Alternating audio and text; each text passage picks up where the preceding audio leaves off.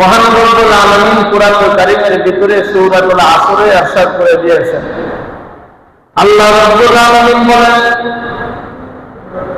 ওয়াল আসরি ইন্নাল ইনসানা লাফী খুসর ইল্লাল্লাযীনা আমানু ওয়া আমিলুস সালিহাতি ওয়া তাওয়াসাউ বিল হাক্কি ওয়া তাওয়াসাউ বিস সাবর। মহান রব্বুল আলামিন কুরআনুল কারীমের ভিতরে সূরাতুল আসরে আল্লাহ রাব্বুল আলামিন ঘোষণা করে দিয়েছেন, আল্লাহ পাক বলেছেন, সমস্ত মানুষ মানব মণ্ডলী দুনিয়াতে যারা আছে সকলে হলো ক্ষতিগ্রস্তের ভিতরে আছে। এমন কোন মানুষ নাই লাঠি, এমন কোন মানব মণ্ডলী আমি দুনিয়াতে তৈরি করি নাই, প্রত্যেকটা মানুষের দুনিয়াতে ক্ষতিগ্রস্ত আছে। দুনিয়াতে কেহ আছে পেরেশান অবস্থায়, টেনশন অবস্থায়, অসুস্থ অবস্থায়, রোগাগ্রস্ত অবস্থায়। মহান রব্বুল আলামিন বলেন, সমস্ত মানুষ ক্ষতিগ্রস্তের ভিতরে আছে, কিন্তু 4 শ্রেণীর লোক আল্লাহ তাআলা বলেন, 4 শ্রেণীর লোক আছে, তারা ক্ষতিগ্রস্ত নয়, বরং তারাই হলো দুনিয়াতে কল্যাণ প্রাপ্ত করে। সুবহানাল্লাহ। 4 শ্রেণীর লোক এমন আছে যারা ক্ষতিগ্রস্ত নয়, তারা সমস্ত লোক ক্ষতিগ্রস্ত। ইমানদারেরা, মুমিন মুসলমানেরা দুনিয়াতে পেরেশানে থাকে, টেনশনে থাকে, অস্থিরতায় থাকে, বিভিন্ন বিপদ আপদ মুসিবতে থাকে, ক্ষতিগ্রস্ত আছে। আল্লাহ পাক বলেন, আরেক শ্রেণীর লোক কাফের, মুশরিক, মুনাফিক, বেঈমানেরা, এই লোকেরা পরকালে ক্ষতিগ্রস্ত হবে, যে ক্ষতিগ্রস্তের কোন মাসুল তারা কোনদিন দিতে পারবে না। আলহামদুলিল্লাহ। আল্লাহ পাক বলেন, সমস্ত লোক ক্ষতিগ্রস্ত, কিন্তু 4 শ্রেণীর লোক হলো ক্ষতিগ্রস্ত ছাড়া। ইল্লাল্লাযীনা আমানু, তারা আবার কারা?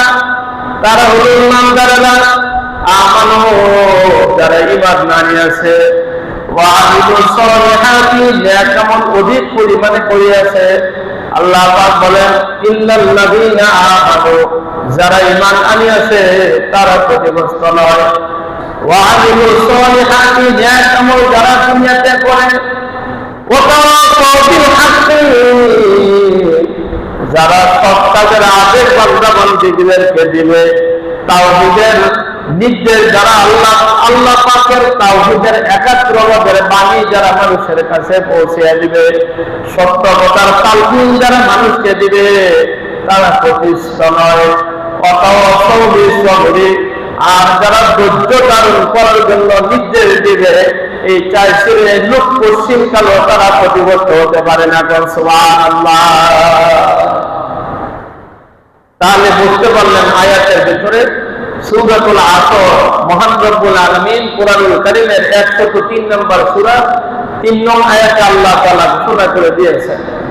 মহান রব্বুল আলামিন ডাক দিয়া বলেন, ও মুমিন ঈমানদারেরা, ইয়া ওয়াল আসরি, আসরের কসম খায়া বলি, সময়ের কসম, যুগের কসম, কালের কসম, সময়ের কসম খায়া আল্লাহ পাক বলেন, ওয়াল আসরি, আসরের কসম, যুগের কসম, কালের কসম, সময়ের কসম, দিনের শেষ প্রান্তর কসম খাই আমি আল্লাহ তাআলা বলি, ইন্নাল ইনসানা লাফী খুসর, নিশ্চয় মানুষ অবশ্যই ক্ষতিগ্রস্তের ভিতরে তারা নিমজ্জিত। নাউযুবিল্লাহ। ক্ষতিগ্রস্ত কারা? তাফসীরে কুরতুবীর ভিতরে বর্ণিত আছে ক্ষতিগ্রস্ত কারা। ইন্নাল ইনসানা লাফী খুসর, আল্লাহ রাব্বুল আলামিন বলেছেন লাফী খুসর, ক্ষতিগ্রস্ত হলো ওই সমস্ত লোকেরা, তারা হলো আবু জাহেল, তারা হলো আবু লাহাব, তারা হলো উতবা, তারা হলো সাইবা, তারা হলো মুগীরা বিন ওয়ালিদ, বড় বড় কাফেরেরা, গোয়ালেরা, নাস্তিক, মুরতাদ, মুনাফিক, বেঈমান যারা দুনিয়াতে আছে, আল্লাহকে যারা অস্বীকার করে, রাসূলকে যারা অস্বীকার করে, পরকালকে যারা অস্বীকার করে, কোরআনকে যারা অস্বীকার করে, ইসলামকে যারা অস্বীকার করে, অবশ্যই এই বেঈমানগুলো দুনিয়ার জমিনে ক্ষতিগ্রস্ত। নাউযুবিল্লাহ। তাহলে বুঝতে পারলেন আল্লাহ তাআলা বলছেন কি, ওয়াল আসরি, সময়ের কসম, কালের কসম, যুগের কসম, ইন্নাল ইনসানা লাফী নিশ্চয় মানুষগুলো ক্ষতিগ্রস্তের ভিতরে আছে। হযরত উবাই ইবনে কাব রাদিয়াল্লাহু তাআলা আনহু আসরের নামাজ আদায় করলেন। আসরের নামাজ আদায় করার পরে নবীজির দিকে চেহারা করে নবীজিকে ডাক দিয়ে বললেন, ইয়া রাসূলুল্লাহ, ও আল্লাহর পাকের নবী, এই সূরা হাশরের ব্যাখ্যা বিশ্লেষণ করে আমাদেরকে শুনিয়ে দেন। নবীজি ডাক দিয়া বলিয়াছে, সারা দুনিয়ার উম্মতরা শুনিয়া নাও, সমস্ত মানুষ ক্ষতিগ্রস্ত বলতে ওই সমস্ত লোকদেরকে বোঝানো হয়েছে। তিনি হলেন আবু জাহল, তিনি হলেন আবু লাহাব, তিনি হলেন উতবা, তিনি হলেন সাইবা, তিনি হলেন মুগীরা ইবনে ওয়ালিদ। যে সমস্ত বেঈমানেরা, নাফরমানেরা, মুনাফিক বেঈমানেরা রাসূলকে দিনে রাইতে 24 ঘন্টা রাসূলকে শুধু আঘাত দিয়েছে, ব্যথা দিয়েছে, কষ্ট দিয়েছে, রাসূলের ধর্মগুলো খরচ করার জন্য প্রচেষ্টা করিয়াছে। এই সমস্ত বেঈমানেরা নিঃসন্দেহে ক্ষতিগ্রস্ত করেন। নাউযুবিল্লাহ। তাহলে মানুষ ক্ষতিগ্রস্ত তারা কারা? তারা হলো কাফেরেরা, তারা হলো মুশরিকেরা, তারা হলো মুনাফিকেরা, তারা হলো নাস্তিকেরা, মুরতাদেরা, যারা আল্লাহকে অস্বীকার করে, পরকালকে যারা অস্বীকার করে, কোরআনকে যারা অস্বীকার করে, দ্বীনকে যারা, ইসলামকে যারা অস্বীকার করে, এই সমস্ত বেঈমান দুনিয়ার জমিনে ক্ষতিগ্রস্ত কিনা জোরে বলেন। অবশ্যই ক্ষতিগ্রস্ত, এতে কোনো সন্দেহ নাই। ভাইয়েরা আমার, বন্ধুরা, আল্লাহ পাক বলেন, ইল্লাল্লাযীনা আমানু, আর যারা ঈমান আনিয়েছে। নবী বলেন, এই আয়াতের ব্যাখ্যা করে আল্লাহ পাক নবী উবাই ইবনে কাবকে ডাক দিয়ে বলেন, ও উবাই ইবনে কাব, তুমি আল্লাহ আমানু বলতে আবু বকর রাদিয়াল্লাহু তাআলা আনহুকে বোঝানো হয়েছে। ওয়াতাওয়াসাউ বিল হাক্কি ওয়া আমিলুস সালিহাতি, নেক আমল অধিক পরিমাণে যারা করে তা বোঝানো হয়েছে হযরত ওমর ফারুক রাদিয়াল্লাহু তাআলা আনহুকে। ওয়াতাওয়াসাউ বিল হাক্কি, সত্যভাবে যারা মানুষকে উপদেশ দেয় তারা হলেন হযরত উসমান গনি রাদিয়াল্লাহু তাআলা আনহু। ওয়াতাওয়াসাউ বিস সাবরি, ধৈর্য ধারণ করার জন্য যারা উপদেশ দেয় তিনি হলেন হযরত আলী রাদিয়াল্লাহু তাআলা আনহু।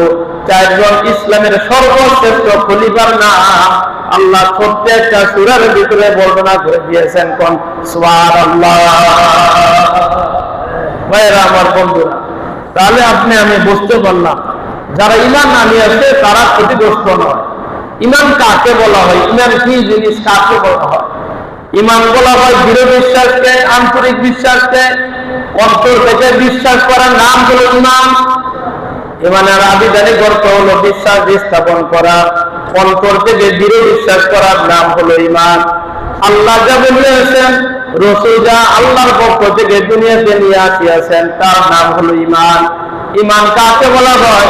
জিবরাইল আলাইহিস সালাম নবীকে বর্ণনা করিয়াছে, ইয়া রাসূলুল্লাহ। ঈমান কাকে বলা হয়? আল্লাহ পাকের নবী ইরশাদ করে দিয়েছেন, তুমিনা বিল্লাহি ওয়া মালাইকাতিহি ওয়া কুতুবিহি ওয়া রাসূলিহি ওয়াল ইয়াউমিল আখিরি ওয়াল কদরি খাইরিহি ওয়া শাররিহি মিনাল্লাহি তাআলা ওয়াল বাসি বাদাল মাউত।